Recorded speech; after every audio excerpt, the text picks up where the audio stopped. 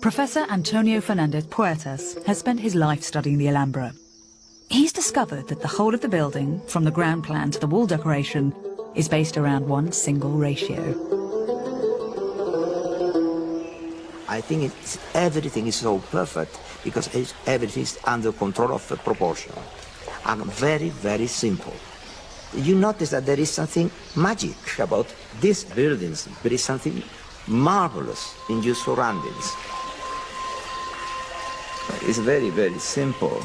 It's the relation between the ground and the elevations of the buildings. It's as simple as that. The king ordered a new palace. He has a limited area to build the palace. To west, east, and south, he was limited. Then he did something ingenious and beautiful.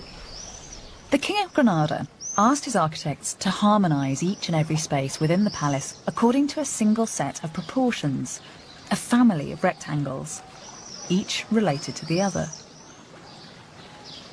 If you want to get proportional rectangle, you have the same base. Take the diagonal, put it up, yes, and you got successive rectangle, proportional rectangle. The key to the Alhambra's design is the simple relationship between the side of a square and its diagonal. If we use the diagonal to make a rectangle, and then the diagonal from that rectangle to make another, we get a progression of rectangles. The fourth rectangle is double the size of the first, and the diagonals in this sequence are in fact the square roots of 2, 3, 4 and 5. A magical sequence. And are they doing all this just with two set squares and a piece of string? Yes. That's very clever. Yes. Every part of the intricate network of spaces, all the courtyards, the hallways, the placement of every column was designed using inspired variations of this proportional system. Proportion is also in the elevation. You have the kiosk. Here you build a square, and with the diagonal, you swing it up. Nothing violated this incredibly elaborate system. The Alhambra is a triumph of mathematics as much as it is of aesthetics. Mathematical ingenuity is the root of its beauty.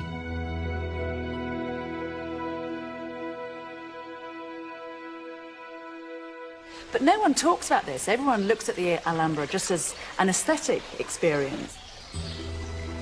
When you go to a concert and you listen to Mozart, you listen Beethoven, you listen Verdi, you don't know perhaps music, but you notice that there is something magic.